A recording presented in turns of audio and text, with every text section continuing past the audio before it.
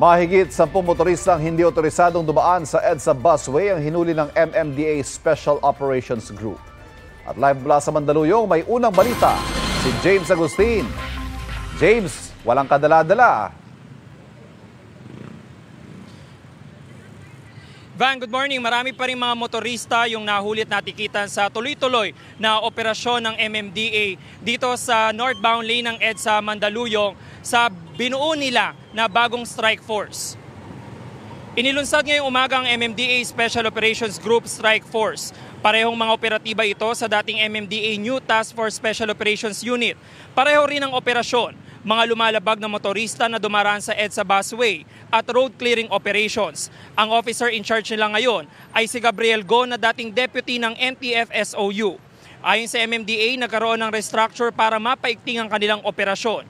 Sa operasyon nila sa busway sa EDSA Mandaluyong northbound ngayong umaga, may ilang motorista pa rin ang natikitan, kabilang ng 2 motorcycle riders at isang 4-wheel vehicle.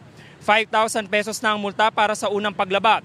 Bukod sa mga bus na otorisado ng LTFRB na mag-operate sa EDSA busway, ang maaari lang pong dumaan ay mga on-duty ambulances, fire trucks, PNP vehicles at service vehicles ng EDSA busway project.